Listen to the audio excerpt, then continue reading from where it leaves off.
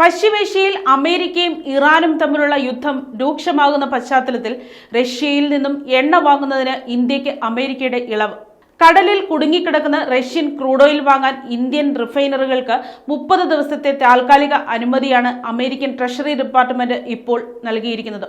American treasury secretary Scott ബെസന്റാണ് ഈ തീരുമാനം ഔദ്യോഗികമായി പ്രഖ്യാപിച്ചത്. പശ്ചിമേഷ്യയിലെ അതിരൂക്ഷമായ സംഘർഷങ്ങളെ തുടർന്ന് ആഗോള എണ്ണ വിതരണത്തിൽ ഉണ്ടായിട്ടുള്ള തടസ്സങ്ങൾ പരിഹരിക്കാനും ആഗോള വിപണിയിൽ എണ്ണയുടെ ലഭ്യത ഉറപ്പുവരുത്തുന്നതിനുമാണ് ഈ അടിയന്തര നടപടിയെന്ന് അമേരിക്ക വ്യക്തമാക്കി. ഗൾഫ് മേഖലയിലെ നിർണായക സമുദ്രപാതയായ ഹോർമുസ് കടലിടുക്ക് വഴിയുള്ള കപ്പൽ ഗതാഗതം തടസ്സപ്പെട്ടത് ഇന്ത്യ ഉൾപ്പെടെയുള്ള രാജ്യങ്ങളുടെ ഊർജ്ജ സുരക്ഷയെ വലിയ തോതിൽ ബാധിച്ചിരുന്നു.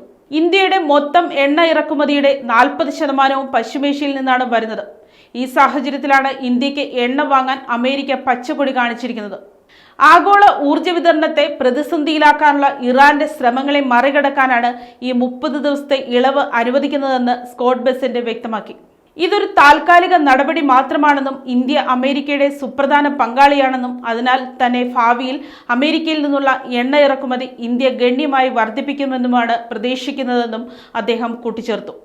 ഇറാന്റെ പരമോന്നത നേതാവ് വധിക്കപ്പെട്ടതിന് പിന്നാലെ പശ്ചിമേഷ്യയിൽ ഉടലെടുത്ത യുദ്ധ സാഹചര്യം ആഗോള ഊർജ്ജ വിപണിക്ക് തന്നെ വലിയ വെല്ലുവിളിയാണ് നിലവിൽ ഉയർത്തുന്നത്.